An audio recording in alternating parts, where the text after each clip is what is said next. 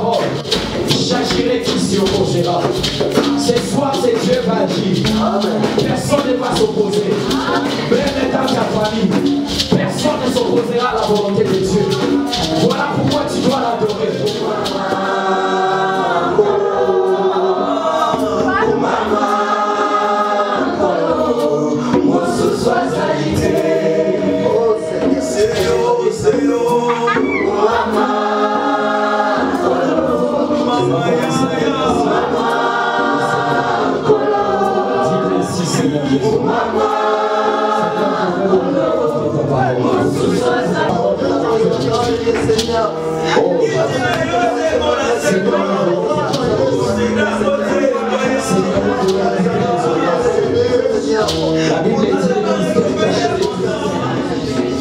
Gloire à toi, Seigneur. Alléluia. Alléluia.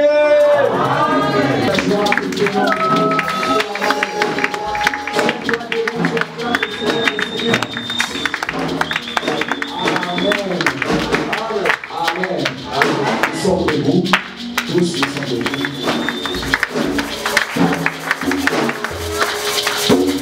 Amen. Amen. Amen. Dieu est bon. Amen. Il est très bon. Amen. Et Dieu a fait que dans ces 3 jours, qu'il soit parmi nous. Et il promet toujours, comme il a dit, il va nous visiter. Et moi je crois, par l'arrivée de son serviteur, Dieu nous visite. Et je crois qu'il va se passer quelque chose. Amen. Il y a des pages qui seront tournées. Je crois c'est ça.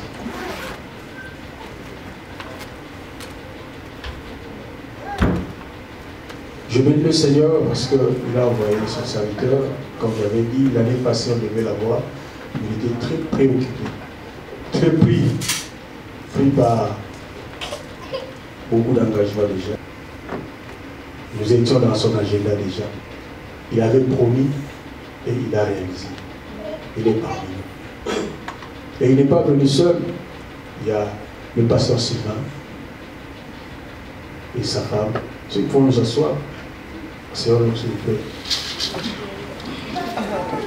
Il est accompagné par le pasteur Sylvain et sa femme. S'ils peuvent se mettre debout, on se lever ses voix.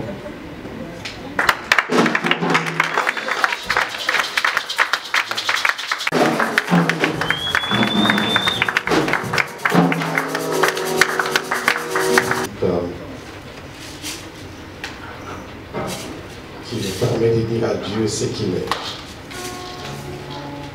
Dieu Tout-Puissant.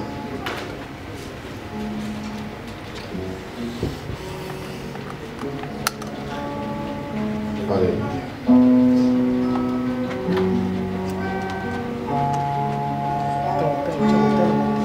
Os amor santo, os amor santo, os amor santo, os amor santo, o cocani na moto,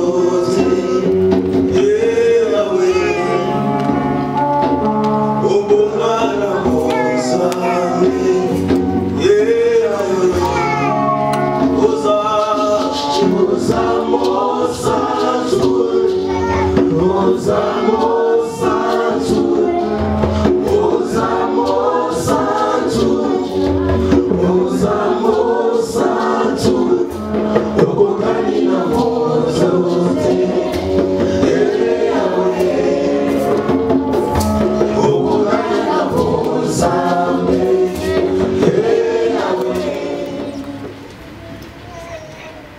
Et je peux donner mon enfant.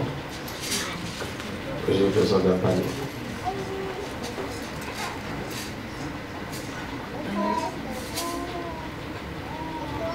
Nous voulons... Ah oui, c'est parce que moi je dois en avoir le prochain. Il ne compte tel panier, c'est pas grave. Et je voulais dire merci à à Dieu de nous avoir fait grâce d'être ici, parce que prêcher, ce n'est pas un privilège. Nous n'avons pas le monopole de la connaissance et qui passe par ici, mais nous avons, je crois, eu la grâce d'être ici. Et j'ai de grandes grâces donc au Seigneur pour cela. Je bénis le Seigneur pour mon frère, le pasteur Virage. Et quand je l'ai vu la fois passée, je me suis rappelé de notre enfance, de notre jeunesse, d'où nous sommes venus nous tous. Et Dieu est en train de faire ce qu'il est en train de faire. Merci pour votre cœur et de servir le Seigneur en cet endroit et d'être pour nous une porte afin que nous puissions bénir le peuple de Dieu. Je bénis le Seigneur pour mon pasteur Sylvain et sa femme, pour que j'ai beaucoup d'estime et de respect pour le travail qu'ils font et pour les portes que Dieu nous ouvre par eux. Et pasteur Mabi, que Dieu soit avec vous. Amen. Nous allons parler, nous allons partager. Et je ne suis pas venu prêcher, je suis venu parler de la part du Seigneur. Et donc mon intervention sera mise sur le compte d'un message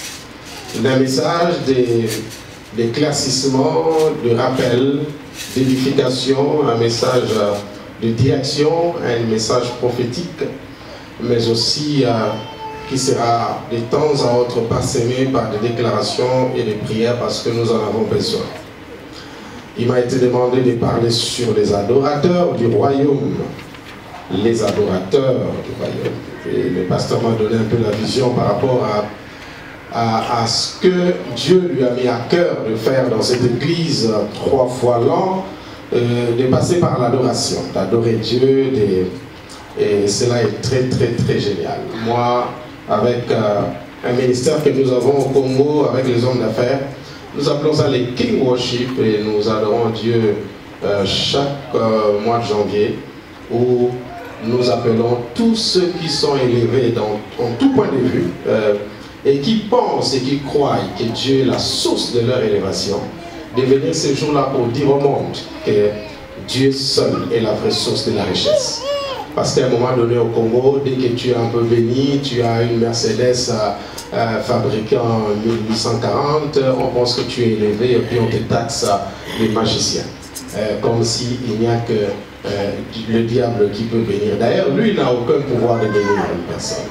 Nous avons voulu recadrer les choses, dire à tout le monde, seul l'Éternel est la source de la bénédiction. Et donc, l'adoration qui est quelque chose éternel, d'éternel. La prédication cessera, les enseignements vont cesser, et il n'y a que l'adoration qui ne cessera pas. Et donc, avoir 3 temps forts exclusivement pour adorer, c'est la relève de la connexion de l'éternité. Et je crois et je comprends pourquoi le Seigneur m'a dit beaucoup de choses avant de venir que nous allons partager ensemble. Laissez-moi lire avec vous la parole du Seigneur, si vous pouvez vous lever ensemble pour que nous puissions lire les Écritures.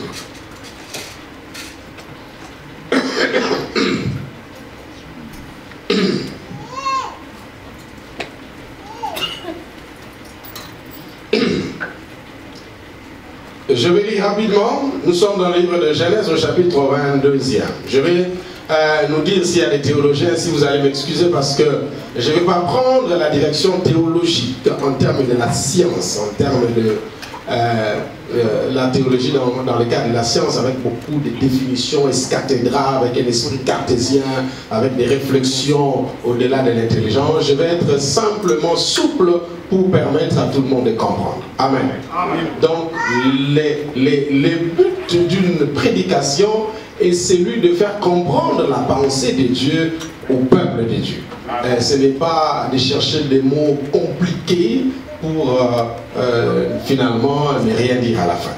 Donc, je prie que le Seigneur nous aide à être simplement sage pour communiquer sa pensée. Donc je suis en train de lire à partir du premier verset. Je vais donc lire un long passage de Genèse chapitre 22. Après ces choses, Dieu mit Abraham à l'épreuve et lui dit à Abraham, et il répondit, mais voici, Dieu dit, prends ton fils unique, celui que tu aimes, Isaac, va-t'en au pays de Morija et l'offre-le en holocauste sur la montagne, sur les montagnes que je te dirai. Abraham se leva de bon matin, cela sonna et prit avec lui 2 serviteurs et son fils Isaac, qu'il fondit du bois. Pour l'holocauste est parti pour aller au lieu que lui a dit Dieu.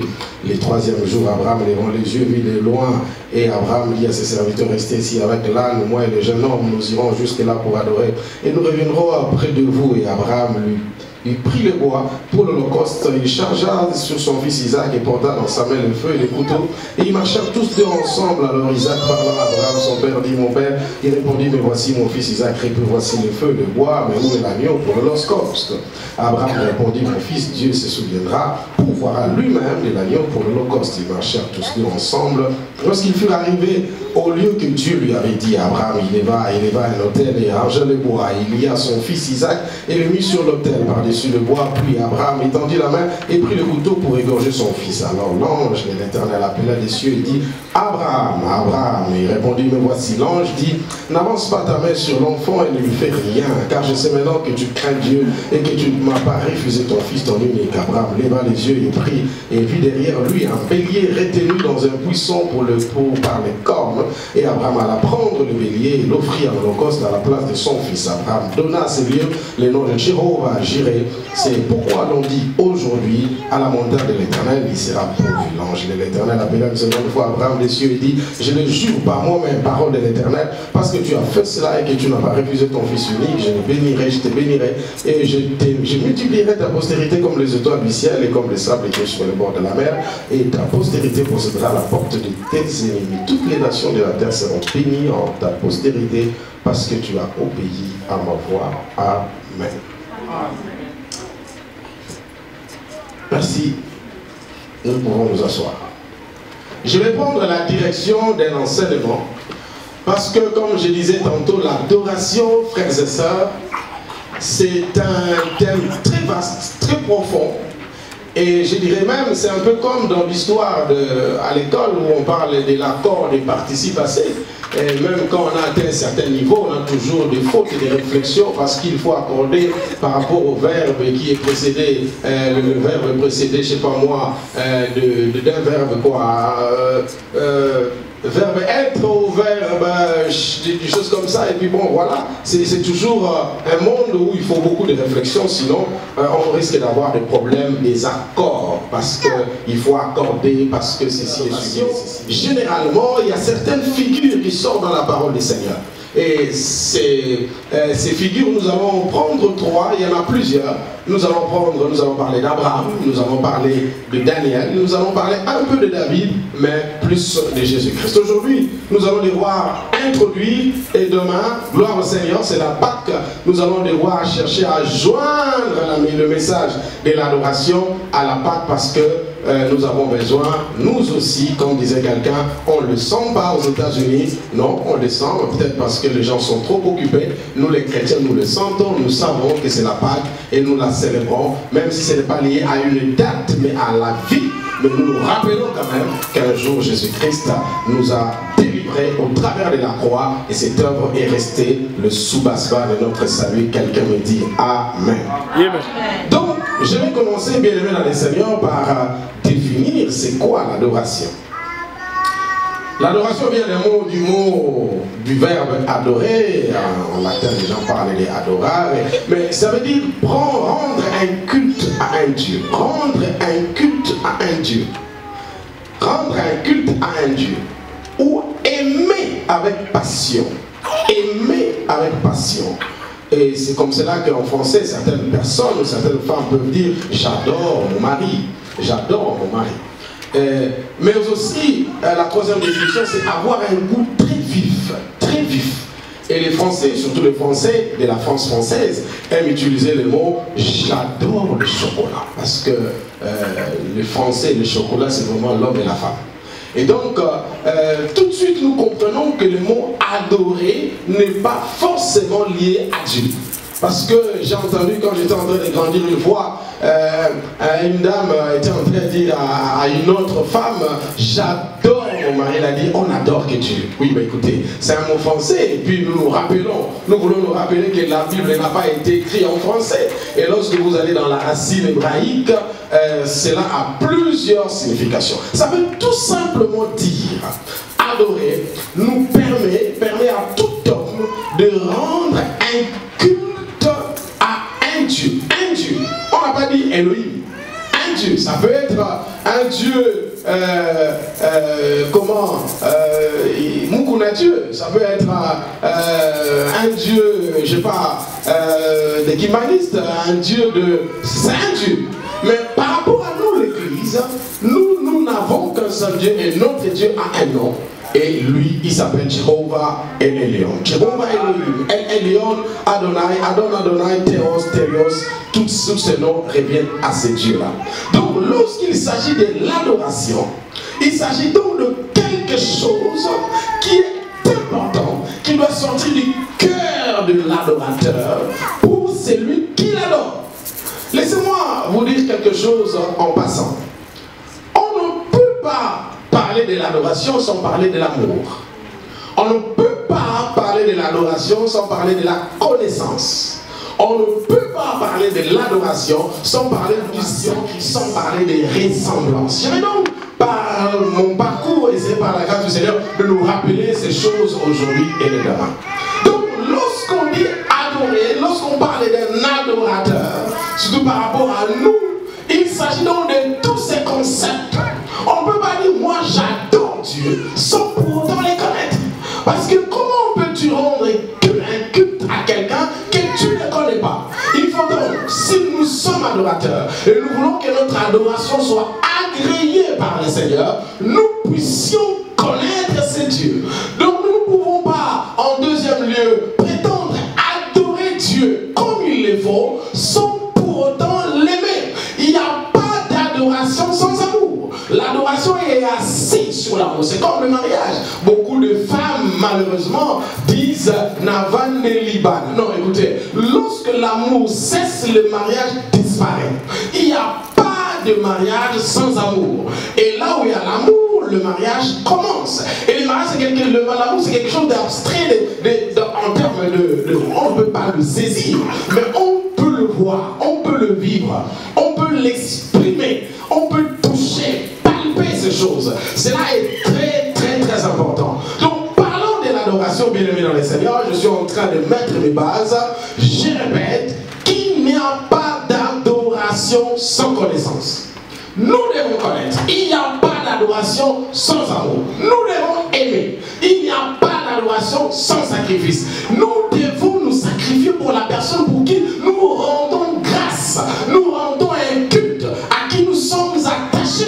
La personne que nous aimons tant de notre être et de tout notre esprit. Plusieurs fois, il m'est arrivé de dire à ma femme, je t'amène rien cette fois-ci. S'il te plaît, je n'ai pas envie d'aller dans le marché. Moi, j'ai un défaut. Quand j'arrive dans un pays pour prêcher, j'arrive 1 ou 2 jours avant. Je devrais arriver 1 jour avant. Et je me repose. Le 2e jour, je prêche. Et je pars le jour suivant. Donc, si je n'ai pas le temps, entre-temps, d'avoir un supermarché, je peux faire 10 ans, je vais dans ce pays, mais je ne les connais pas. Parce que mon père spirituel m'a dit, c'est pas un verset, c'est un conseil. Lorsque tu pars en mission, tu as un délai, comme dans toutes les administrations. Tu es parti pour telle chose et les anges qui t'accompagnent savent qu'ils t'ont accompagné pour cette mission. Quand la mission cesse, sous le plan de l'esprit, ta couverture diplomatique spirituelle s'arrête. Et donc moi, je rentre. Si je dois venir pour autre chose, je reviendrai vraiment en tout cas. Et donc, ce qui fait qu'il y a des moments, j'ai dit, j'ai pas envie de sortir, d'aller. Je ne t'achète rien, madame. D'ailleurs, hier, j'étais parti Kickspart et puis j'ai acheté, tu en as déjà trop. Mais il arrivera toujours, même à l'aéroport. Quand tu vois quelque chose, là on voit des histoires. Quand j'entre là où il y a les amis, la première chose que je cherche, ce sont les amis des femmes. C'est pas elle qui est venue prêcher, elle ne va pas donner l'argent. Au lieu de chercher des trucs pour les hommes, je cherche des trucs pour les femmes. Qu'est-ce qui se passe? Il y a quelque chose de plus fort qui impose à mon esprit d'agir par rapport à cela. On appelle ça l'amour. Est-ce que je parle à quelqu'un? Quand on parle de l'adoration, on parle d'un amour qui a atteint des dimensions insoupçonnées.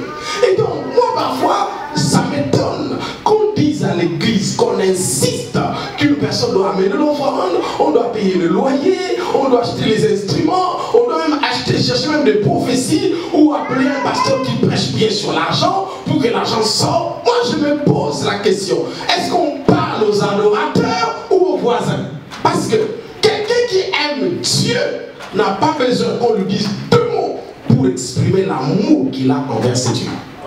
C'est comme si on était en train de dire à Sylvain ou à Pire, je prends l'exemple du pasteur, on dit à sa femme, la maman est où? Et on dit à sa femme, tu dois aimer ton mari. Non. Tu n'as pas à l'enseigner sur ça. C'est automatique. Et l'amour, disait quelqu'un, il n'y a pas d'amour sans preuve. D'ailleurs, les autres ont dit, l'amour n'existe pas, ce sont deux. Et Dieu l'a expliqué d'une autre manière. Jean 3, ça se dit quoi? Dieu a tant aimé les qui l'a. Donc, on ne peut pas prétendre aimer sans se sacrifier pour la personne. Et le sacrifice, qui a dit à Dieu d'envoyer Jésus? Personne. Qui l'a forcé? Personne. Donc nous voyons là une dimension élevée de ce qu'on appelle adoration. Là, je suis en train de parler qu'il n'y a pas d'adoration sans amour. On ne peut pas prétendre, parce que beaucoup de gens réduisent la notion de l'adoration par le fait de lever les mains et d'être à genoux. Dieu n'est pas dans ces choses si ton cœur ne l'aime pas, si ton cœur n'est pas attaché à lui. Je parle souvent à mon fils que certains connaissent, celui qui a chanté Moto à Gaël là-bas, et je lui dis souvent, je dis petit, tu sais, Dieu n'a pas la même notion, n'a pas la même définition de l'adoration que vous. Vous qui avez fait du Guinée, vous dites que la musique c'est quoi? C'est l'art de la combinaison des sons agréables à quoi? À l'oreille. Mais écoutez, Dieu n'entend pas l'adoration, Dieu sent l'adoration. Donc déjà de départ à cette affaire, la définition scientifique tombe. Dieu sent l'odeur du parfum de l'adoration. Mais nous écoutons les sons de la musique. Et donc si lui sent l'odeur, ça veut dire que ce n'est plus les instruments, mais ce sont les personnes qui produisent les sons de ces instruments qui lui agréent. À ce moment-là, fermer les yeux, lever les mains ou être à genoux ne veut rien dire si votre être profond n'est pas agréable à celui qui est. Est-ce que je parle? Tu peux prendre du jus de, je sais pas quoi, de Tamawissi, et puis tu dis, ça ne veut rien dire. Je donne l'exemple d'Alain Moloto. Il vient souvent à la maison voir mon petit, mon enfant, et passer des temps et des temps. Non, j'ai vu un homme passionné par Dieu. J'ai vu un monsieur qui laisse sa maison. Il part toute une journée avec un enfant, chez moi au jardin, en train parce qu'ils doivent maîtriser. Qu'est-ce qui se passe? Au-delà du son, il y a les cœurs. Au-delà du fait que je suis protocole, il y a les cœurs. Au-delà du fait que je suis modérateur, il y a les cœurs. Et donc parfois nous disons, mais parfois il n'est pas bon de poser de telles questions parce que tu peux être à l'origine du fait que les gens ne sont pas des bons. Est-ce que je parle à quelqu'un? Parce que tu n'es pas dans la présence de Dieu. Tu n'attires pas par l'état de ton âme les esprits qui sont en face de toi. Ce qui fait que tout ce que tu fais dérange les attirer. Alors au lieu de dire aux gens pourquoi vous êtes à la manette, vous êtes, il faut que tu vérifies ta position dans la présence de Dieu. Nous voulons une église puissante. Quand nous étions des petits enfants, on disait la louange brise les chaînes. Et il y a un verset qui dit il siège au milieu. Qu'est-ce que ça dit? Ça veut dire que c'est un terme juridique. Ça veut dire que lorsque nous l'adorons, Dieu descend comme un juge avec sa toge. Et il s'assoit comme un juge président sous son siège de tribunal pour dire le droit. Pour dire mon toi qu'on toi mon toi ça coupable, toi ça innocent. C'est ce que Dieu fait lorsque nous adorons. Donc quand nous l'adorons, il pas pour demander qu'est-ce que tu veux. Il descend pour dire, toi tu es guéri, toi tu es libéré, toi tu es... Frères et sœurs, si nous comprenons que l'adoration fait descendre l'Éternel jusqu'à son niveau en fait de danger, nous deviendrons sévères sur le choix des adorateurs, sur le choix des adorateurs et sur le choix des adorateurs. Parce que nous sommes tous adorateurs. Et ceux qui chantent, et ceux qui président, et nous qui sommes dans la maison de Dieu. C'est pourquoi il est écrit dans le livre de Jean, il cherche de vrais adorateurs. Ceux qui l'adorent en esprit et en vérité. En esprit et en vérité. En d'autres termes, il y a de ceux qui l'adorent dans la chair et dans le mensonge, dans l'hypocrisie. Robe blanche, démarche sainte, concentration exagérée, mais un aventurier hors pair. Voyez-vous? À l'époque, lorsque nous nous sommes convertis, on appelait des groupes de prière, et lorsque le frère se convertissait, on fermait les boutons jusqu'ici. Et quand tu vois un monsieur comme ça, sache qu'il s'est converti. Bible, lui c'est non. Démarche, calculée, concentration exagérée. Même lorsque tu vois une jeune femme par hasard, il va arranger son bal, tu es de l'autre côté parce que tu te dis, ça c'est les diables. Et après les cultes, ceux qui sont en train de médire, ce sont les mêmes personnes. Sont en train de parler du mal des autres, ce sont les mêmes personnes. Amen. Paul dit, on ne peut pas de la même source recueillir de l'eau douce et de l'eau impure. L'objectif de ces enseignements, c'est de faire de nous de vrais adorateurs. Ou lorsque l'on dira adoration, même si nous sommes à toi, la gloire de Dieu descend. La gloire de Dieu, ce n'est pas forcément quelqu'un qui a fait des culbutes. Non, d'ailleurs, cela n'est pas justifié. Ce sont des signes extérieurs qui arrivent de temps en temps si l'esprit le veut. Mais la puissance de la délivrance et du changement se fait de l'intérieur. Lorsqu'il y a bouleversement de pensée, quand quelqu'un arrive dans la présence de Dieu, les larmes coulent, le sang qu'il ne tombe, il vient, il s'agenouille, il dit, j'étais voleur, je cesse de voler. Voilà la puissance de la parole. Il y a un homme qui a façonné ma vie chrétienne en tant que prédicateur, un homme merveilleux, il a connu beaucoup de problèmes, mais pour moi il reste homme de Dieu dans toute sa plénitude. On l'appelle Jimmy Joda. C'est monsieur quand il prêchait l'évangile. J'étais encore très jeune, je regardais, il n'y avait pas des aveugles qui voyaient, il n'y avait pas de paralytiques qui marchaient, il n'y avait pas des coups qui disparaissaient, pas du tout. Il parlait du royaume, il prêchait l'enlèvement, il prêchait l'amour de Dieu. Et lorsqu'il parlait, tout le monde avait des larmes. Et quand il disait qui veut donner sa vie à Jésus, c'était un désordre organisé. Tout le monde venait de partout. Je sentais la puissance de la parole, pas qui touche le cerveau, mais qui entre dans les cœurs et change la vie. Je disais au Seigneur, s'il te plaît, donne-moi la parole qui ne veut pas lever les chaises, mais qui veut lever les cœurs vers le trône de Dieu. Et pendant 10 ans, c'était ma prière. Je priais, je jeûnais pour dire à Dieu, donne-moi la parole du temps, mais une parole puissante capable de percer les esprits. Depuis 91, je prêche l'évangile. Depuis 93, je suis pasteur. Depuis 94, j'ai été consacré. Vous comprenez que toute ma jeunesse, je l'ai donnée au Seigneur.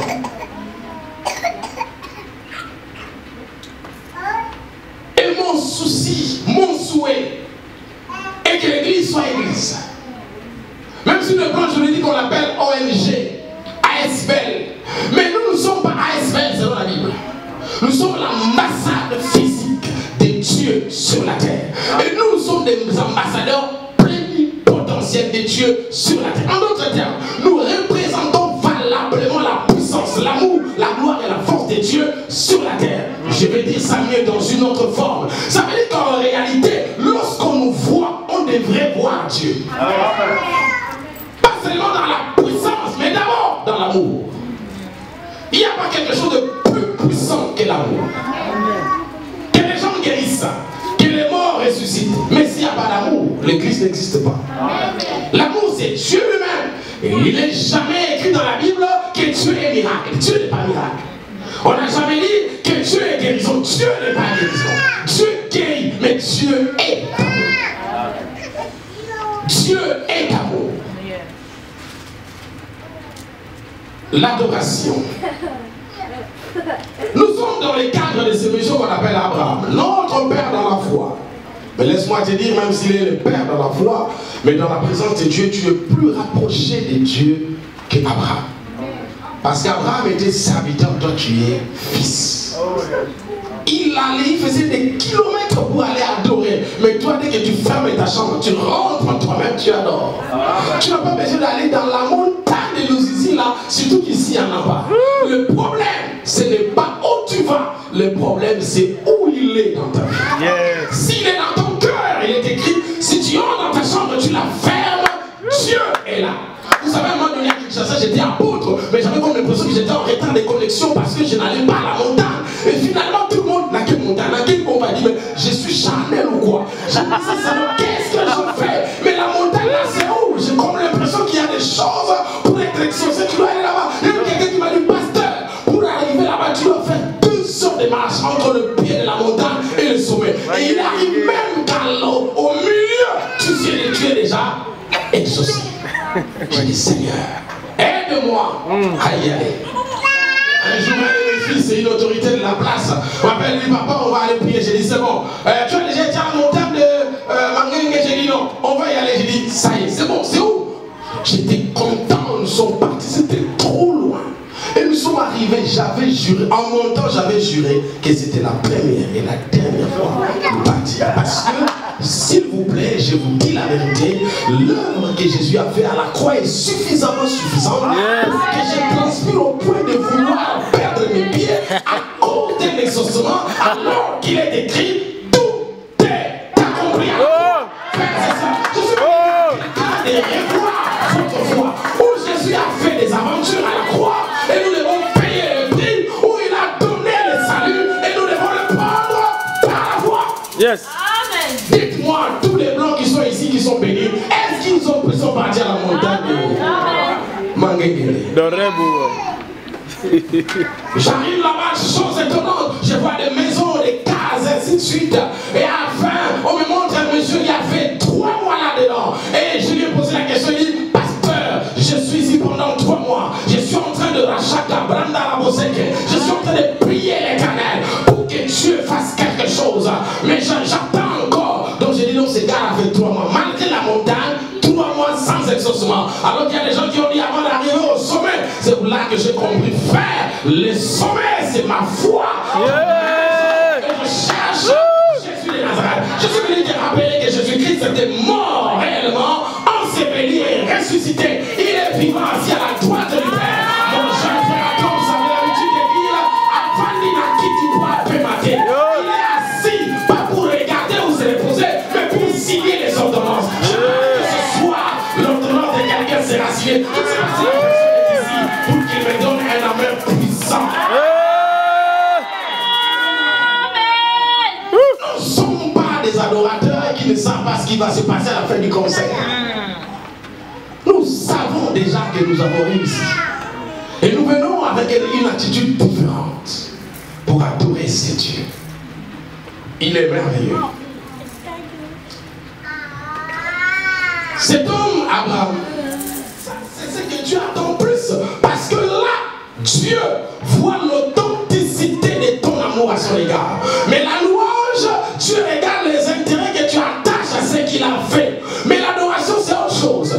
L'adoration, c'est comment? L'adoration, c'est comme une femme comme la mienne. Je ne sais pas si ta femme aussi était comme ça. Comme la mienne, c'est-à-dire que quand elle m'a rencontré, son père, qui fut directeur à la Banque centrale, député au temps de musée, elle-même priait à la borne avec parlant français de la France française, et donc vivant dans un cadre bien, et voilà, vivant dans l'opulence, dans l'excellence. Et moi, avec ma foi, je venais de fuir Brazzaville, où j'étais parti étudier parce qu'il y avait la guerre. Donc je suis rentré comme un réfugié, vivant dans une sorte de, comment on appelle ça, permanence. C'était un garage. Et donc, Dieu me montre que c'était elle ma femme. Vous savez, la foi, c'est quelque chose de compliqué. Ça demande du courage. Donc, je l'ai affronté par la foi. Et heureusement qu'elle avait accepté. Et donc, j'étais sans forme. Je ne sais pas si vous étiez à l'école, vous avez vu un monsieur qu'on appelait Tente au Congo. J'ai ressemblé à Capitaine Flamme. Je ne sais pas si vous connaissez Nico Mélédémon. J'étais comme une tournesol. Je ne sais pas Chamazulu. Je n'avais pas de forme. Je veux dire que si tu me regardes, une soeur me regardait à l'époque et je lui disais que Dieu me demande de t'épouser, la soeur allait dire sans effet. Que Dieu te garde, loin de moi, rien de moi, Satan. Je ne représentais rien et je crois, heureusement pour moi, je n'étais pas très proche de ceux qui étaient au combat spirituel. Sinon, on allait m'envoyer 45 jours de jeûne de prière afin de briser les puissances de la maison provinciale ou coutumière. Mais écoutez-moi, frère, Dieu n'est pas dans la forme. Dieu ne s'appelle pas je serai, je s'appelle Jésus. Mais c'est l'homme qui s'appelle je serai. Dieu dit je suis l'Éternel. Mais l'homme dit tu seras. Il dit je rendrai ton nom. Ça veut dire qu'on ne définit pas l'homme par sa propre, dans son présent. Si tu veux définir quelqu'un, il faut le prendre et le projeter en 2027. Et tu verras ce qu'il sera. Et lorsque tu vas le ramener en 2007, tu changes ton attitude. C'est un conseil gratuit que je donne aux sœurs qui veulent se marier. Ne regarde pas l'homme au présent. Parce que si tu remarques, tu le regardes au présent, tu vas rater un Obama au futur.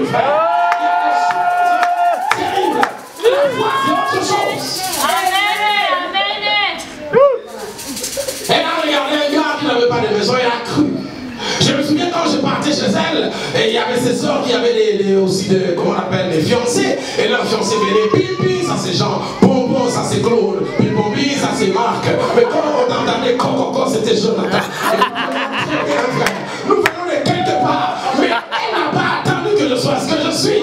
Elle m'a dit ce que j'étais. Quand elle me disait, il n'y avait pas de place. Elle disait, tu es mon mari, je t'aime, et je t'aime tel que tu es. Ça c'est l'adoration. On appelle ça l'amour pur. L'amour pur. C'est pourquoi Dieu aime les adorateurs. Parce que dans l'adoration, il y a la pureté de l'amour. Il n'y a pas n'importe qui tient la beauté de l'homme. Il y a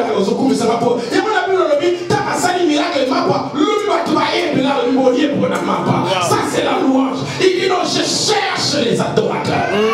Je parle à quelqu'un ici. J'adore, ça veut dire je manifeste mon amour envers Dieu, même quand il n'y a aucune trace visible de sa fidélité. C'est pourquoi là où elle veut, je l'envoie. Même des pays où moi je ne suis pas arrivé, elle est partie. Si c'était possible de faire un tour au ciel, je l'enverrai voir un peu rentrer. En raison de souvenirs et de reconnaissance. Crois à Dieu. Rends-lui grâce, dis-lui qui il est. Pour toi. Pas à cause de ce qu'il a fait pour toi, mais à cause de ce qu'il est. Il est amour. Dieu est amour. Dieu est grand, Dieu est bon, Dieu est puissant. Je dormais dans une maison sans chaise. C'est pas que les chaises étaient sans, il n'y en avait pas. Sans rideau, sans télévision au 21e siècle. Je suis à Mamoudou, quartier résidentiel. Sans tapis. Une seule table qui m'a été offerte par un monsieur qui était déjà mort.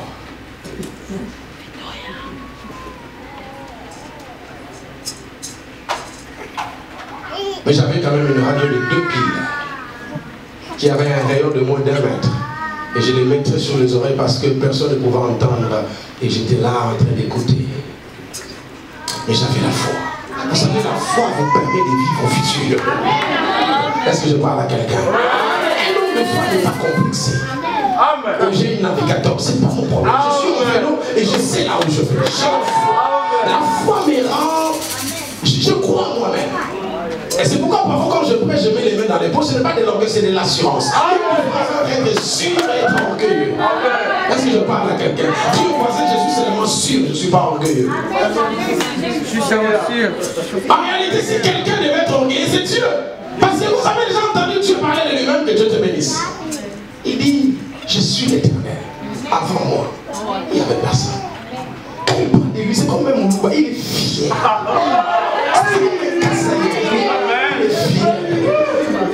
Voyez-vous, j'aime les Kassaïs, ils sont ici.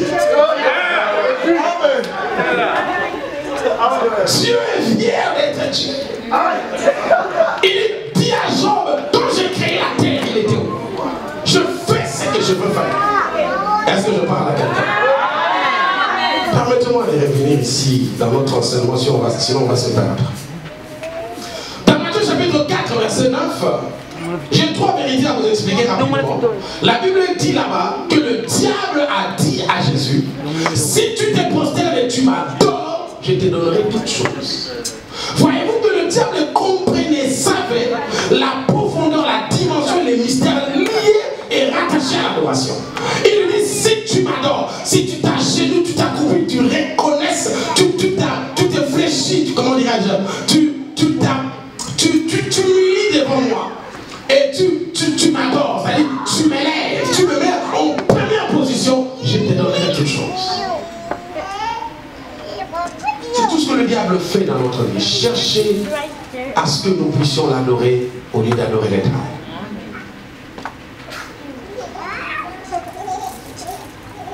Un exemple simple. La série Ma famille vient de sortir et toutes les femmes généralement étaient là. Surtout elles aimaient l'épisode où le temps où il y avait Michel et puis comme il aimait trop mentir sa femme, et puis donc beaucoup de femmes étaient là en train de regarder. Et il y a même des femmes qui, quand ils suivaient ça, ils voyaient comment Michel a trompé sa femme, quand son mari vient, elle devient nerveuse. Il dit, il à la rare, et puis voilà. Donc c'est un peu comme ce qu'on appelle une distraction. Et voilà, ma famille commence et puis tu te rends compte que juste quand ma famille commence, les cultes aussi commencent. Et comment tu réagis? J'étais estomaqué, j'ai un SMS ici, d'un de mes amis qui est quelque part en Afrique. Il devait aller prier chez une femme et cette femme la rappelle pour dire, papa, bientôt nous vous attendons pour la prière. Et le pasteur dit, désolé, on viendra demain parce que bientôt le match commence. Voyez-vous? Ça c'est terrible. Le diable, vous savez, le diable est subtil. Hein? Il ne vous dira pas que je m'appelle le diable, je suis venu pour te tuer. Non. La Bible déclare, il se déguise en ange de bonheur. Il va te montrer quelque chose de beau, de bien, de parfait, où il n'y a rien de mauvais, mais derrière c'est la mort.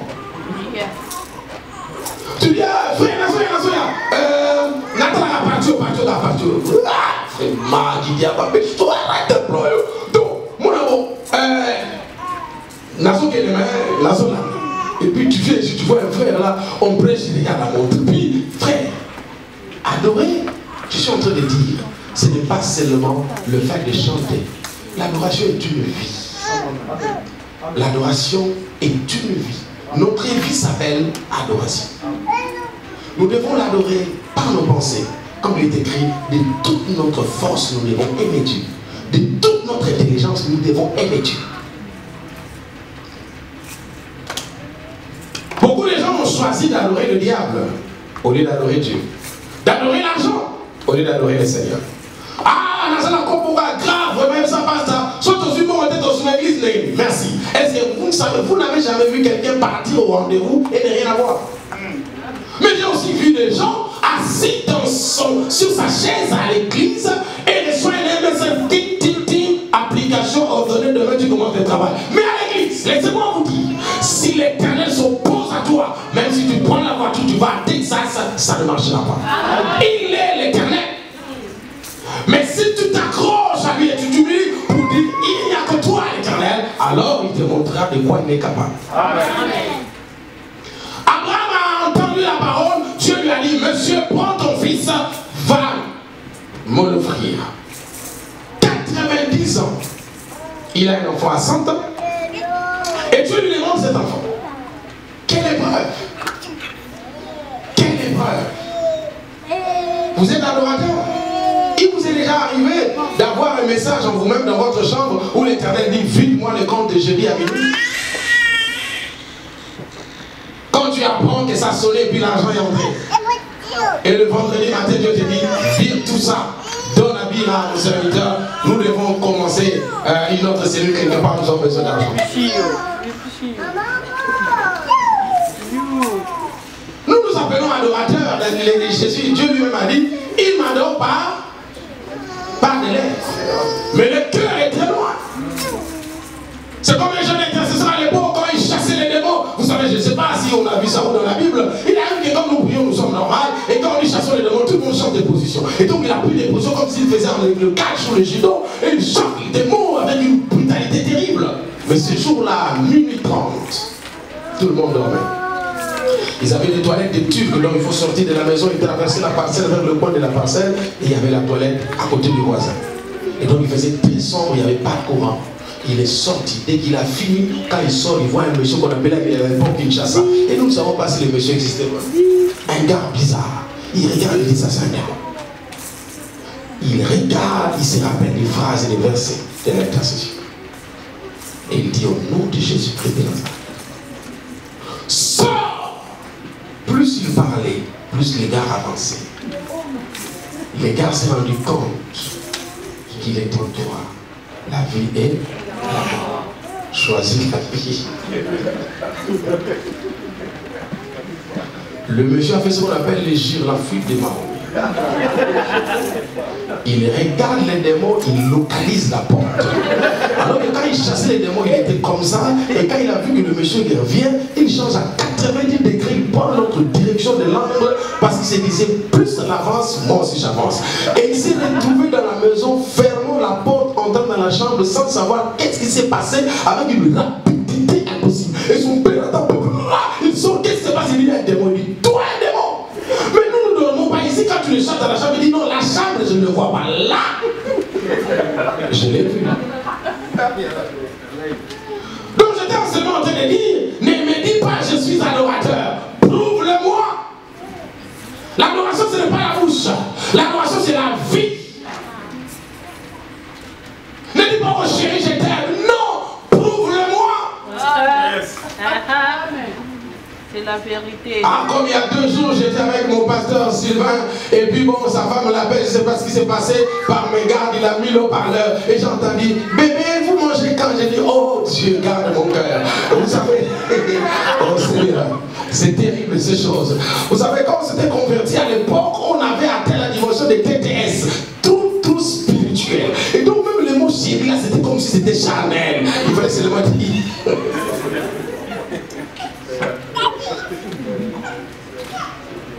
J'ai envie de sentir. Vous savez, nous les gens, parfois même quand tu l'appelles chérie, il dit bon oui ça va. Même s'il ne bouge pas parce qu'il faut rester homme, mais dans les cœurs on sent la vibration de ces wifi spirituels qui poussent les cœurs. L'amour est une puissance. Et donc Dieu n'a pas besoin de te regarder pour dire je t'aime. Non, Dieu attend l'épreuve.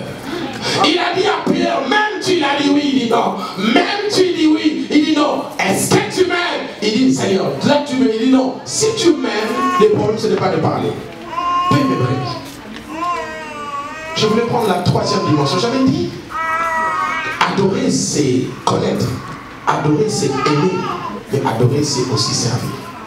Vous ne pouvez pas prétendre et adorer Dieu sans le servir. L'adoration est liée au service. Et donc Abraham prend son enfant et part. Il a obéi. C'est ça une autre forme d'adoration. Des hommes obéissants. Tu ne peux pas être têtu et dire je suis un adorateur. Pas du tout. Voilà que nous sommes en train de prier, de chasser les démons. Une soeur était en train de prêcher sur la puissance de Dieu à l'église ce jour-là. Il y a une soeur qui avait des esprits mauvais. Elle s'est levée là où elle était. Je suis à Brazzaville vers les années 97. Et donc je prêchais à l'église des Assemblées de Dieu. C'était l'église, bon, il y avait un peu de ciment, mais bon, il y avait du sable de ce côté-là. Et puis il y avait un portail bizarre avec une pierre pour retenir les portails pour que les gens entrent. Et donc pendant que je prêchais, l'onction descend et le démon pousse la soeur à prendre la grosse pierre, direction pasteur, pour jeter mais lapider carrément. Mais il y avait parmi les protocolaires un ancien militaire, il s'appelait Papa Atipo. Un ancien militaire, mais il est resté militaire dans son corps. Et donc quand j'ai vu ça, j'ai dit au protocole, arrêtez là. Et regarde tout le monde, il dit, celui qui va s'approcher, c'est lui qui aura cette pierre sur sa tête. Et personne ne s'approchait. Il n'est resté que moi et elle, frères et sœurs. Vous savez, entre prêcher la puissance et vivre la puissance, il y a 2 choses. J'ai commencé à prier en langue parce que je me suis rendu compte qu'il est écrit l'ange de l'Éternel contre tout de ceux qui le craignent. Et le libère de tout danger. J'ai commencé à penser que les anges de Dieu sont là. Et la dame arrive à 3 mètres avec sa pierre. Elle ne savait pas jeter ça sur moi. À la fin du culte, on devait faire la prière de délivrance. Et pendant qu'on était en train de chasser les démons, il y avait d'autres frères. Et le papa là aussi arrive. Lui aussi vient au nom de Jésus. Et la sœur se retourne et regarde. Il dit, toi aussi. Et le papa dit, fais attention, je suis ton père. Il dit, toi aussi. Je lui dis, papa, la personne qui parle, c'est un démon, c'est pas elle. Il dit, pasteur, si continue, je vais la gifler. Je dis, non, c'est pas elle, elle va dans la chair. Après, on a commencé, sors. La dame tourne et dit, toi aussi, tu as arrêté de prendre la bière. En fait, les démons ont commencé à dévoiler le monsieur au point qu'il a eu honte. Lui a dit, pasteur, j'ai dit, mon frère, retire-toi. C'était un diacre. Vous savez, dans les assemblées de Dieu, parfois on dit, pasteur quitte ici, va dans une autre église. Donc je suis arrivé, je les ai trouvés là-bas, il y avait déjà un conseil de vieux déconnecté, l'esprit n'était pas là, mais ils parlaient en langue, je ne sais pas là où ils ont ramassé ça. Vous savez, la langue là, même les chants, la langue c'est quelque chose, c'est compliqué. Ça ne veut pas dire que si tu parles la langue, tu es spirituel.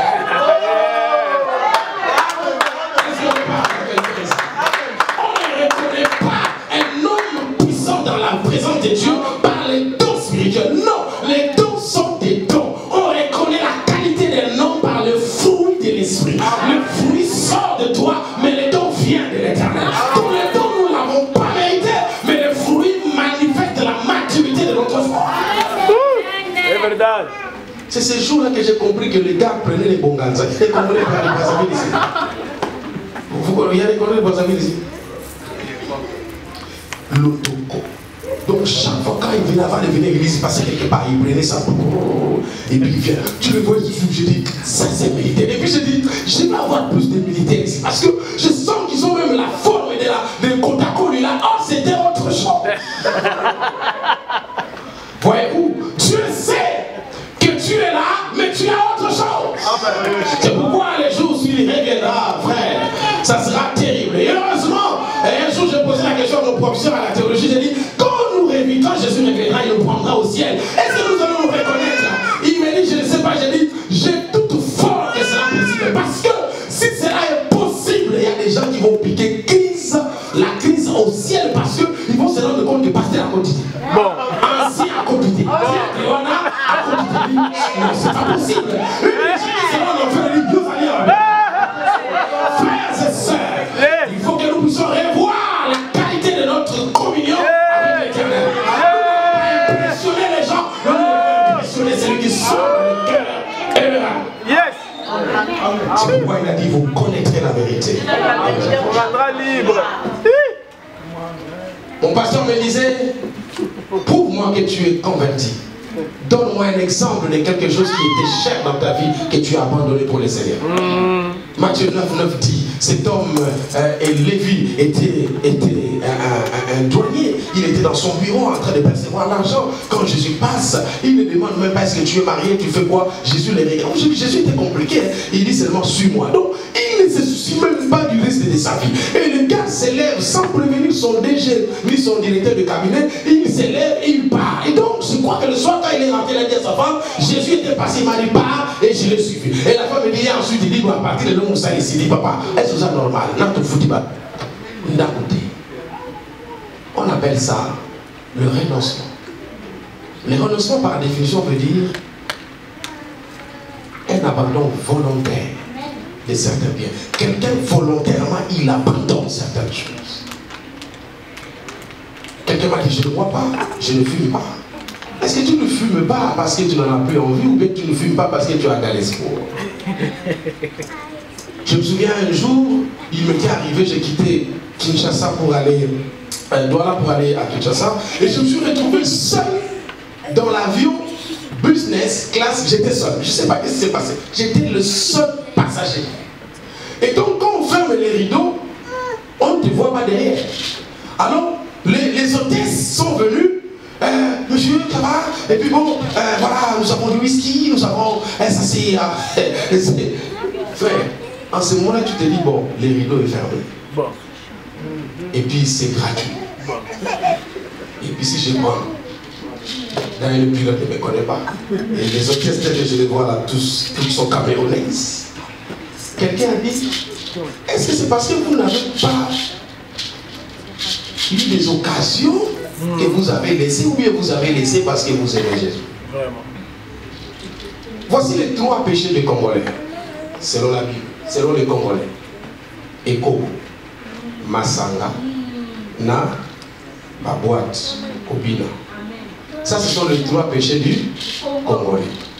Or, quand on appelle ça, Quand il a pesa, quand tu la pesa, alors il y a des gens qui pensent, ils disent, casse les compotes, bah, on a compté la tête, boîte peine à qui t'a raté, mais si on a pas dit qu'on tombe dans le 6e ministère, ça c'est pas une adorateur.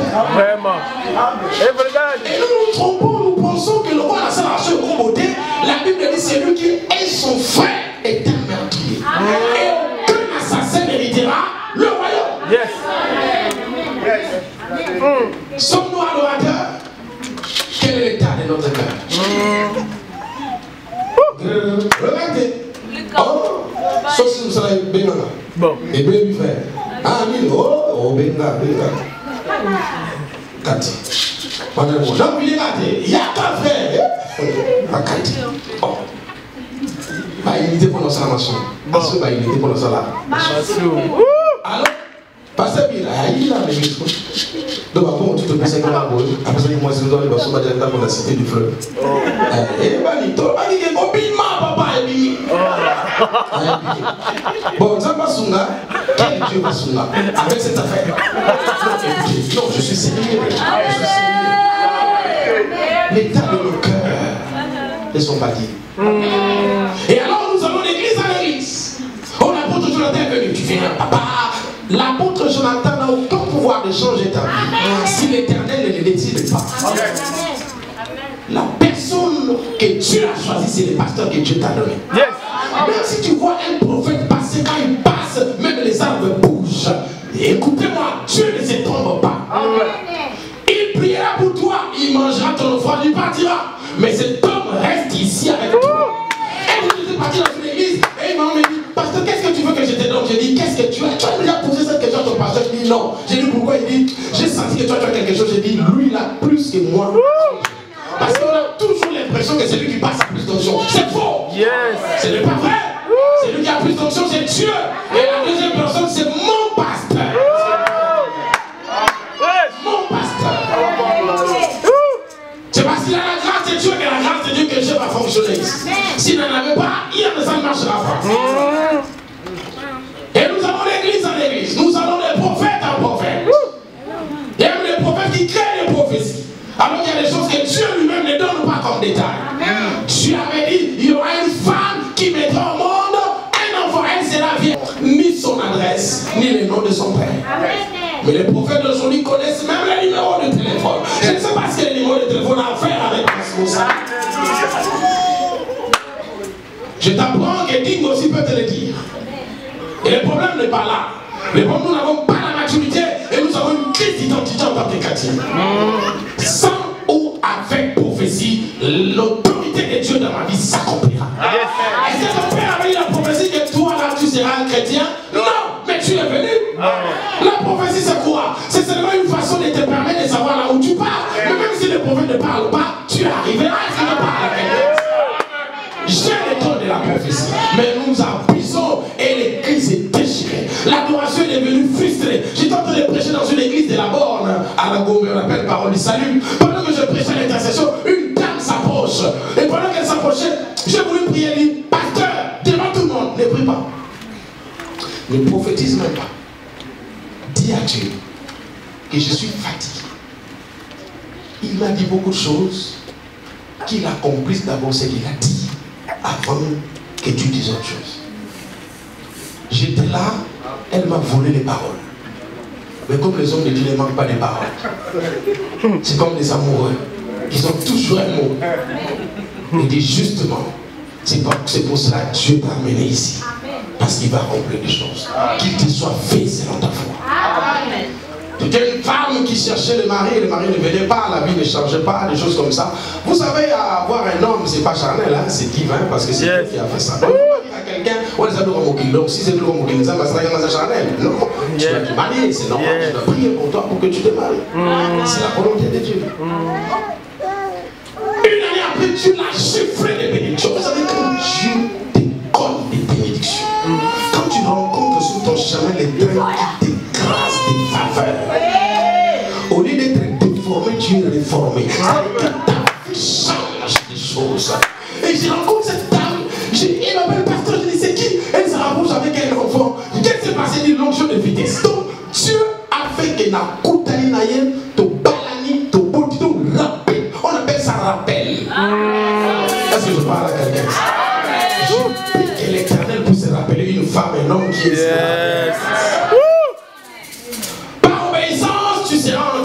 manifester ton adoration. Amen. Là où se trouve notre église, l'église mère, nous en avons à Kinshasa, nous en avons au Bas-Congo maintenant, et Dieu nous a fait grâce à l'extérieur du pays, on en a plusieurs maintenant. Mais la première, là où nous étions, à l'époque nous étions locataires, et puis on voulait vendre la parcelle à 10 000, on n'avait pas l'argent, on est parti ailleurs, on arrive là-bas, on vend encore la parcelle, que nous devons acheter la maison, le papa m'a regardé parce qu'il était en train de dire, donc ici, l'Asia qui doit cotiser, c'est moi, et je n'ai pas cet argent, tout, et puis je savais qu'il me regardait, et donc je ne le regardais pas, sachant qu'il me regardait. Et donc je parlais par la foi, et donc il n'y avait pas d'argent. Et j'ai dit au Seigneur, Dieu, si tu me donnes de l'argent, j'achète la maison. Et l'église pour les seigneurs. Et en fait, ma prière était une inspiration de Dieu. C'est Dieu qui voulait que j'achète, il m'inspire et je fais la prière, et il exauce. Laissez-moi vous dire ça. Dans la Bible, il n'y a jamais eu quelqu'un qui a fait une prière du feu sans que l'Éternel l'ait exaucé. Jamais. Et je dis même, c'est parmi des prières, comme on dit, Natacha, on est clé de finition. Amen. Faites la prière des feux. Dieu, si tu fais, voilà. Si tu. Dieu m'a giflé avec 50 000 $. Un jour, j'étais là quelque part, le gars m'appelle et dit, pasteur, ça va, tout va bien, écoutez, bon voilà, j'ai un peu d'argent pour toi. Vous savez, il y a des gens, il appelle 50 000 $, un peu d'argent. Toi, tu vois qu'il y a 7 000, donc gros, tu envoies des photos, et tu as déjà 2 voitures, pas de numéro, c'est combien déjà, vous avez battu le autre, vraiment. Ah, bah, je crois là-bas, on va construire, on fout après. Chanceux. Voilà. Je rentre avec 50 000 $ à la maison. J'ai fermé la porte, je ne voulais pas que ma femme me voie. J'ai compté ça moi-même, j'ai vérifié. J'ai gardé 2 jours parce que je me disais peut-être que la maman l'a oublié, m'a donné l'argent de son mari. 2 jours après, il n'a pas appelé. J'ai dit à mon mari, Dieu nous a bénis un peu, on va faire les calculs. À l'époque, je n'avais pas de voiture. Bon, écoutez, on va chercher un peu. Pendant que je voulais parler l'esprit des petits, tu m'avais dit, si je te donne l'argent, tu achètes. Donne l'argent. Ce que j'aime avec Dieu, il s'est arrangé pour qu'il ne soit pas physique. S'il est physique, au bout qu'il m'aille, il est spirituel. Au bout de la chambre, donc, Azou la donne pas. Azou menacé. Yes. Savez-vous que nous sommes des administrateurs? Dieu nous a donné les richesses pour les gérer, ce n'est pas pour nous. Donc dès que je suis là, je suis en train de prêcher, les Seigneurs me disent, prends l'argent que tu as dans la poche, je sors, donne tout. Et puis il n'y a pas tout si ça ne bon mon aya. Yes. Obéissance. Mais l'obéissance là atteint la dimension de sacrifice. Il n'y a pas d'adorateur sans sacrifice. Tu ne peux pas prétendre être un grand et bon adorateur si tu ne te sacrifies pas pour le Seigneur. Nous lisons l'histoire d'Abraham et nous tournons les pages comme parce que c'était une histoire. Est-ce que toi tu peux faire ça? Est-ce que moi je peux faire ça? Donner le seul fils que Dieu t'a donné à 100 ans, plus les 100 ans, impossible. J'ai dit à ma femme a dit, c'est Dieu qui a parlé. Mon pasteur est là, il sait, on a acheté cette villa et c'est pour l'église. Moi, je suis locataire, mais j'achète la maison. J'annonce seulement à l'église, on achète la partie. Tout le monde regarde. D'où ça vient, c'est pas votre problème. Dites seulement amen et la maison nous appartient. C'est fini. C'est à partir de là que Dieu a commencé à me combien de bénédictions. Frère, vous savez, beaucoup de gens que vous voyez que Dieu bénit, leur bénédiction est fruit de sacrifice. Yes. Nous, on nous avait appris que donner à Dieu est une source de bénédiction. Seulement, il s'est fait qu'à un moment donné, beaucoup de prédicateurs qui avaient besoin d'argent sont venus détruire cet enseignement de la sémence. Mais laissez-moi vous dire que cette sémence, elle est vraie, elle est puissante. Yes. Il n'y a pas de trône sans autel. Il n'y a pas de trône sans sacrifice. Ça n'existe pas. Jésus est le lion de la tribu de Juda, mais il est aussi l'agneau immolé. Il faut le sacrifice pour la royauté. C'est pourquoi jamais, jusqu'à ce que Jésus reviendra, je n'irai dans une église pour dire, si vous me donnez de l'argent, vous allez voir ce que Dieu va faire, je vous bénirai. C'est faux. Je dirai ceci. Si vous bénissez l'œuvre de Dieu ici et vous soutenez la mission que Dieu a donnée à votre pasteur, vous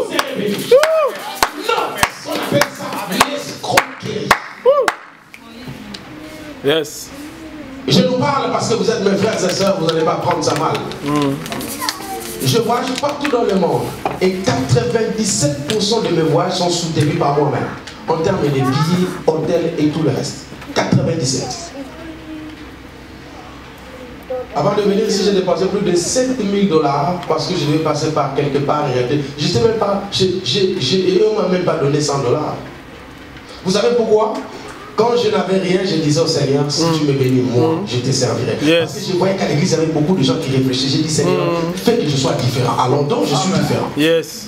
Osborne est mort. Vous savez combien il avait en compte? 1 $. Vous connaissez Osborne? Notre patriarche est mort à Kinshasa, comment on l'appelle? Vernon. Vous savez qu'il était mort locataire? Locataire, vous savez ça? Non, je ne définis pas la richesse moi parce que j'ai une maison à Champagne. Je définis ma richesse par mon obéissance envers l'Éternel. Yes. Et Dieu ne t'appelle pas riche parce que tu as 100 000 en compte. Dieu t'appelle riche parce que tu es obéissant. Yes. Et donc je n'ai pas de compte à rendre aux gens. Que tu sois en Yoshi à ma moto ou que moi je sois en truc en panne, écoute, et puis je n'ai pas de compte à te rendre. Yes. C'est ma veste à moi que j'ai acheté à 100 $. Toi tu en as 5 000, c'est ta veste, ce n'est pas la veste. Donc ne me menace pas, ne me donne même pas le prix. Je n'ai pas besoin. Je suis serviteur de l'Éternel. Je sers Dieu avec le moyen que j'ai. Mon mari n'a pas de voiture, il est mon mari tel qu'il est. Yes. Je suis à Cargill, je fais ce que je fais, toi tu es dans une administration, c'est ton problème. Moi je fais ma vie et qui t'a appris que je vais arrêter ma vie ici? Tu ne connais pas mon avenir. Personne ne connaît mon avenir. De même que tu n'as pas compris comment j'ai quitté Imbanseke pour arriver à Washington, de la même manière tu ne comprendras pas comment j'ai quitté Cargill pour être directeur dans une banque. Mon problème, c'est l'obéissance. Mon problème, c'est le sacrifice que je fais à l'Éternel. Dieu a commencé à me faire beaucoup de bien au point que comme à Kinshasa, les gens ne m'ont pas dit. Ils ont commencé à dire, ah, ce gars-là, c'est l'ami du président, il est du père perdé, des choses comme ça, comme si le père perdé avait l'argent. C'est Dieu qui a l'argent. Je suis dans aucun parti et je n'ai pas le temps d'y aller parce qu'il n'y a rien là-bas. J'ai déjà un parti qu'on appelle l'église. Et c'est là où je serai. Je vais terminer rapidement ici aujourd'hui. Dans la montagne, il prend l'enfant, il pose sur l'autel, il veut le tuer, l'ange crie. Abraham, Abraham. Dieu ne savait pas qu'Abraham le craignait. Vraiment. Écoutez, Dieu soit quand même gentil. J'ai laissé toute ma famille. Mon père d'ailleurs est mort en cours de route à cause de la mission. Et c'est aujourd'hui que tu me dis, maintenant, après 115, 20 ans, l'Éternel est un Dieu de preuve. Un Dieu de test. Il veut tester jusqu'où tu vas aller. Jusqu'où tu es capable de les servir. Jusqu'où? Sacrifice. On a fait 8 heures, aller 8 heures, 16 heures en un seul jour avec mon pasteur. Fatigué, j'ai même eu pitié de lui parce qu'il avait que 2 semaines de repos et puis il va rentrer au travail lundi. On est parti faire quoi? Pas prêcher. On est parti voir un pasteur parce qu'on doit faire un programme. Il y a des réfugiés congolais qui sont là-bas. J'aime tellement mon peuple. J'ai dit, nous irons. Nous payerons nous-mêmes nos hôtels. Nous sommes partis à 4. J'ai payé les hôtels moi-même. Et on a pris les carburants. Et puis on est rentré fatigué pour les seigneurs. On est passé quelque part. On doit implanter une église, ainsi de suite. Et quand on arrive là-bas, le frère me demande la question, tu veux implanter? Je dis, moi je ne plante pas l'église. Moi mon problème c'est quoi? C'est qu'il y a un pasteur ici. S'il implante, moi je viens aider. Si Bira m'appelle, il dit, il est quelque part. Je n'ai pas besoin d'avoir beaucoup d'églises. J'ai besoin de savoir que les gens sont sauvés. Je n'en ai pas besoin. J'ai des extensions où je ne connais même pas combien d'argent ils ont. Moi je veux seulement savoir que la parole est prêchée et les âmes sont sauvées. Point barre. Votre compte, ça ne m'intéresse pas. Votre argent, ce n'est pas mon problème. Et je ne viens même pas vous demander les comptes. Je ne suis pas là-bas. Mon problème, c'est que l'évangile soit prêché. C'est tout. Le sacrifice. Je sais que tu le fais toi aussi. Mais vas-y plus loin. Dieu dans le secret regardera ton sacrifice.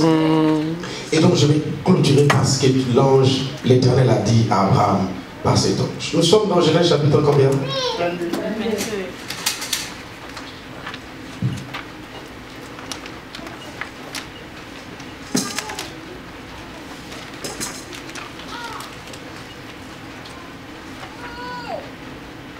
L'ange dit, n'avance pas, nous sommes au verset 12e. Ta main sur l'enfant et ne fais rien. Car je sais maintenant que tu crains Dieu. Et que tu ne m'as pas refusé ton fils, ton unique. Abraham leva les yeux et vit derrière lui un bélier, retenu dans un buisson par les cornes. Et Abraham alla prendre le bélier. Il l'offrit en holocauste à la place de son fils. Abraham donna à ces lieux le nom de Jéhovah Jireh. Laissez-moi vous dire qu'un vrai adorateur qui marche dans l'obéissance dans les sacrifices découvre l'autre facette de Dieu dans sa vie. Jusque-là, il ne connaissait pas Dieu comme celui qui est capable de pouvoir. Mais l'obéissance d'Abraham, dans son esprit d'adorateur et de sacrifice, l'a fait découvrir une autre face de Dieu. Veux-tu croître dans la révélation? Sois un homme de sacrifice. Sois une femme d'obéissance.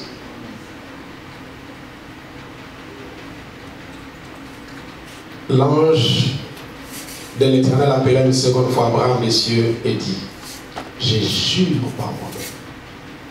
Dans la Bible, Dieu a fait beaucoup de promesses.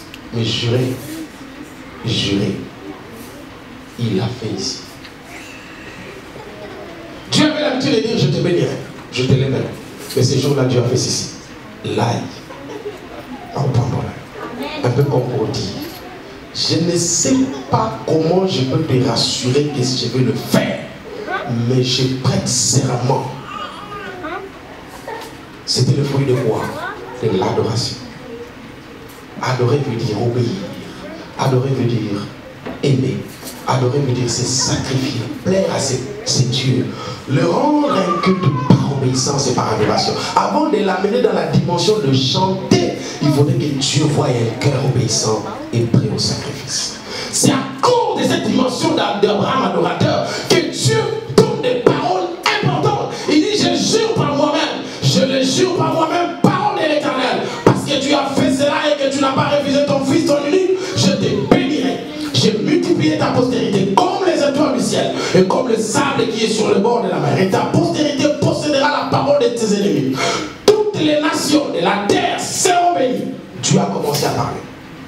C'est comme cela que le jour où Isaac, son fils, a eu des problèmes, il voulait fuir la sécheresse. Dieu lui dit, ne fuis pas, reste ici. Ton père avait fui parce qu'avant lui, il n'y avait pas quelqu'un qui l'avait fait entrer dans l'alliance. Si j'avais le pouvoir d'arrêter le temps, j'allais l'arrêter pour qu'on ait un peu plus de temps que j'explique l'alliance, parce que c'est quelque chose que j'aime beaucoup. Il a dit, Abraham, avant toi, personne n'a servi Dieu, Yahweh. Ton père était en train de servir d'autres dieux. Et donc, il n'avait aucune alliance qui l'a soutenu dans le problème. Et quand il y a eu la famine, j'ai permis qu'il puisse fuir. Prendre quelque chose et rentrer. Mais toi, tu ne peux pas fuir parce qu'il y a quelqu'un avant toi qui t'a fait entrer en alliance avant que tu ne naisses. Et cette alliance te prend en charge. Oh my God. Te prend en charge. Vous savez, à chaque moment où je passe quelque part et je vois quelqu'un qui adore le Seigneur d'une manière particulière, je sors mes $100, mes $50. En tout cas, si j'ai un gros billet de $100, je lui donne. Mais les personnes ne comprennent pas pourquoi je donne. Je donne parce que j'ai un enfant qui chante. J'ai un enfant qui est adoré. J'ai un enfant qui a un avenir. Et je sais que c'est un enfant, là où je suis, lui n'est pas, mais il doit être soutenu par les alliances. Et c'est moi, son père, qui le fait. Quand quelqu'un chante, je donne. L'argent que je donne, je le fais entrer dans l'alliance. Est-ce que je parle à quelqu'un? Au point que Dieu te bénisse. Au point que un jour on était à l'église et on attend, quelqu'un va témoigner. Ah bon? Oh, maman témoigner dans l'église, c'est ci là. C'est quoi encore? Qui s'élève, c'est mon fils. Bon, je voulais témoigner, papa ne sait pas, maman ne sait pas, et puis voilà, donc j'étais empoisonné, et puis Dieu m'a dit. Et tu as été empoisonné quand et par qui? Il m'a dit, j'ai invoqué les dieux de mon père. Amen. Mon frère. C'est pourquoi, demain, quand je vais entrer dans... Il n'y a pas d'adoration sans autel, sans offrande. Vous allez comprendre que même lorsque j'amène mon offrande, peut-être que tu le mets sans savoir ce que tu fais, mais quand tu pars, cette offrande reste. Il intercède et dit des choses que tu ne peux pas dire. Tu peux oublier, mais la Bible déclare quand l'ange est venu, il a dit à Corneille, tes prières et tes aumônes ont été entendues. Ça veut dire que les aumônes prient et intercèdent pour toi. Même quand tu te perds quelque quelque part, le pasteur a oublié d'intercéder. Il y a quelque chose qui intercède pour toi. C'est pourquoi quand l'occasion t'est donnée, mon frère, de s'aimer, de faire quelque chose pour Dieu, fais-le. Yes. Je le fais d'une manière particulière. Quand je vois un homme de Dieu venir dans mon église, j'ai toujours la petite dit, mon père c'est combien? Si c'est bon, c'est bon. Si c'est pas bon, mon cœur, si je suis là à la grâce, je dis Seigneur, qu'est-ce qui se passe? Et tous les financiers savent, dis donnez-moi ce que vous avez, donnez-moi ce que vous avez. Quand je tourne là, je dis envoyez-moi l'enveloppe. Mon problème c'est quoi? Je dois arracher. Moi je n'ai pas encore fini d'arracher. J'arrache encore quelque chose. Parce que je sais, je connais la connexion qui se passe lorsque vous mettez l'autel devant le trône de l'Éternel. C'est pourquoi vous m'avez mis donner l'offrande. Je le fais toujours avant que j'oublie.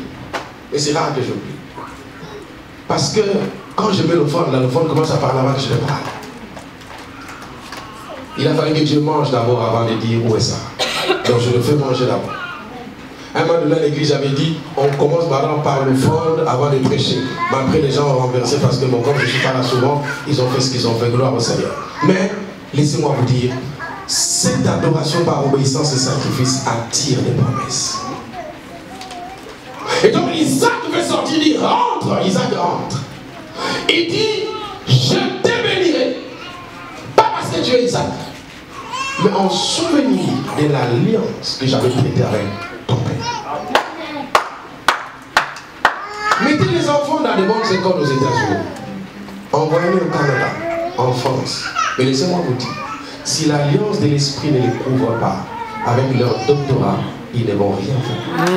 Car aucune malédiction n'aura peur du doctorat. Et les démons auront peur du sceau de Dieu.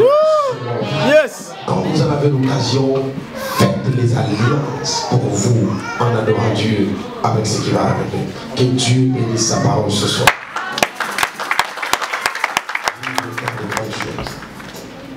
Mais ces enseignements de l'orateur vont amener beaucoup de personnes à adorer. L'Éternel m'a donné un message clair en disant, dis à mon peuple aujourd'hui que chacun laisse son lit et dort à même le sol. Passe cette journée, cette nuit en l'adorant, en disant qu'il est Dieu, qu'il est Seigneur. Demain, chacun de vous amènera une enveloppe. Dans cette enveloppe, il va écrire 3 choses pour lesquelles il rend grâce à Dieu. Pas demander quelque chose comme les instructions étaient données. Mais tu vas dire 3 choses, dis Seigneur, je te rends grâce pour ça, je t'adore pour ceci et je t'adore pour cela.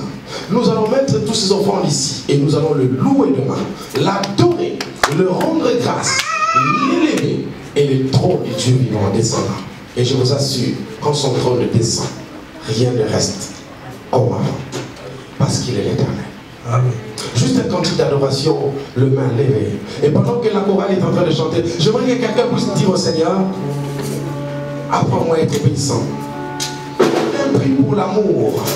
Seigneur, permets-moi de t'aimer encore plus. Que quelqu'un prie pour l'obéissance en disant, Seigneur, je veux être obéissant. Que quelqu'un prie pour le sacrifice. Donc Seigneur, apprends-moi à être un bon adorateur en marchant dans le sacrifice.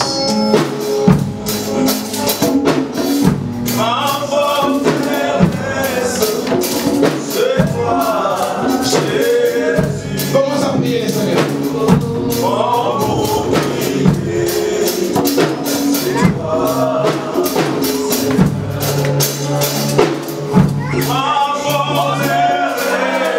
Il n'y a pas d'adorateur sans obéissance.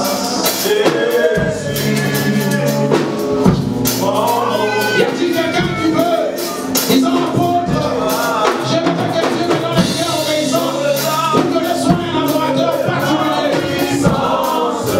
S'il y a quelqu'un comme ça, il s'approche ici devant, je vais prier pour lui. Y a-t-il quelqu'un qui dit, je vais être un bon adorateur?